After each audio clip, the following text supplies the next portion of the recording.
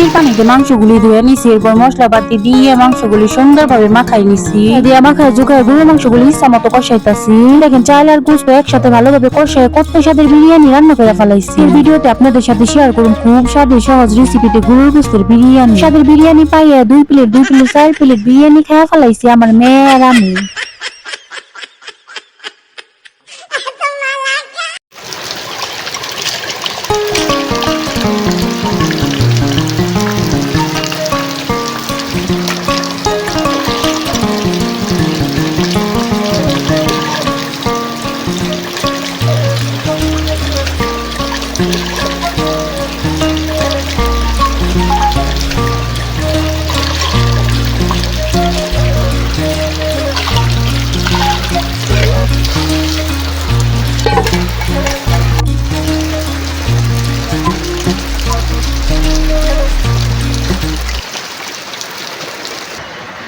আসসালামু আলাইকুম, কেমন আছেন সবাই? ভালো আছেন নিশ্চয়ই? আল্লাহর রহমতে অনেক ভালো আছেন আলহামদুলিল্লাহ। আমি জান্নাত একজন প্রবাসীর বউ, নতুন একটা ভিডিও নিয়ে আপনাদের মাঝে এসে পড়ছি। তো দেখতেই পাইলেন বাইরে পড়তেছে জপর জপ কইরা প্রচুর পরিমাণে বৃষ্টি। মাশাআল্লাহ আমার মাথায় অনেক বুদ্ধি। বৃষ্টির পানি দিয়ে যে দেখেন গরুর গোশতগুলি কত সুন্দর করে ধুয়ে ফেলাইছি। দোকান থেকে 1 প্যাকেট বিরিয়ানির মশলাও কিনে আনছি। আমার মেয়ের পোলা বিরিয়ানি খেতে পছন্দ করে, এই জন্য তো আমি বিরিয়ানি রান্না করে দিই ওদেরকে 2-4 দিন পরে পরে।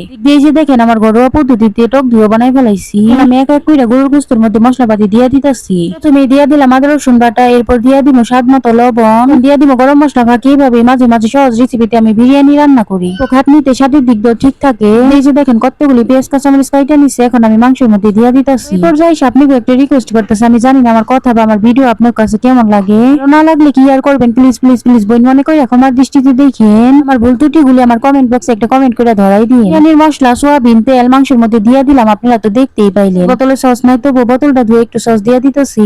আমি একটা চামচের সাহায্যে সবকিছু উল্টায় পাল্টায় ভালোভাবে মাখাই নিতেছি। দিয়ে মাইকা দিলে ভালো হয় বেশি, কিন্তু আমার কাইল্লা হাত দেখে আমি একটু লজ্জা পাইতেছি। মাশাআল্লাহ মাশাআল্লাহ, আজকে আমি খুব স্বাদের বিরিয়ানি রান্না করতেছি। যে দেখেন চামচ দিয়ে মাখলে আমি খুব কাজের আছি, কত সুন্দর করে মাংসগুলি মাইকা ফেলাইছি। এখন অল্প আছে চুলার মধ্যে বসে রান্না করে ফেলাম আস্তে আস্তে। তো সিদ্ধ হইতে একটু বেশি সময় লাগে। দেখেন মাংসগুলি মশলা দিয়ে মাখানোর পরই কতটা লোভনীয় লাগতেছে। আর আমি দেরি করব না, তাড়াতাড়ি করে চলে যাবো চুলার কাছে। মাংসগুলি চুলার মধ্যে বসাই দিম, অল্প আছে। আপনি দেখে এখনো বাইরে টপ টপ করে বৃষ্টি পড়েই যাইতেছে।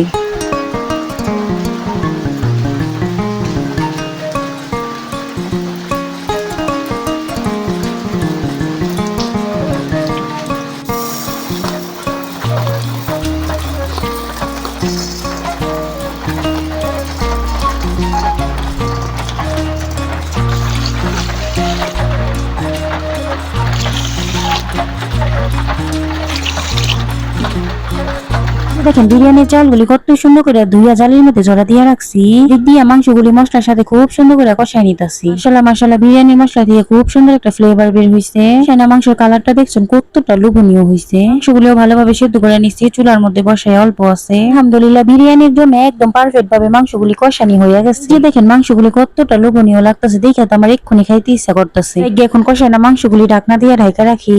এই যে দেখেন ঝরানা চাউলের মধ্যে দিয়ে দিয়েছে তেজপাতা, দারচিনি, এলাচি, সাথে 1 পাতিল পানিও ফুটাই নিতেছি। ফুটাই না পানি আমি বিরিয়ানি চাউলের মধ্যে দিয়ে দিব, এরপর পারফেক্ট ভাবে বিরিয়ানি রান্না করে ফেলাম। এখন আমি অল্প একটু তেল দিয়ে বিরিয়ানির চাউলগুলি ভাইজা নিতেছি। তেলে দিয়ে এখন আমি উল্টায় পাল্টা চাউলগুলি ভালোভাবে ভাইজা নিবো। এরপর খুব স্বাদের কষায় না মাংসগুলি চাউলের মধ্যে ঢাইলা দিব। কিন্তু কোথাও যায় না, শেষ পর্যন্ত দেখে যান কেমন হয় আমার আজকে বিরিয়ানি রান্না। এই যে দেখেন মাংসগুলি এতটাই লোভনীয় হয়েছে, আমি খালি একটু পরপর ঢাকনা খুলে দেখতেছি।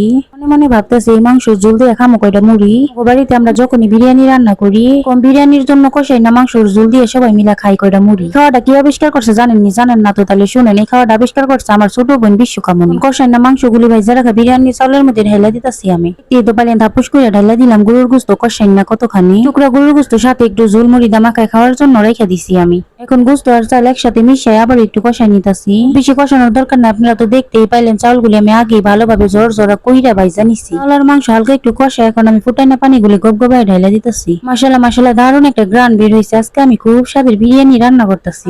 যারা আছেন পাক্কারা দুনিয়া আমার রান্না দেখে আবার হাসেন, আমি যেভাবে রান্না করতে পারি সেইভাবে আপনাদেরকে দেখাইতেছি। বিরিয়ানি রান্না করতে করতে আমার খুব খিদাও লেগে গেছে।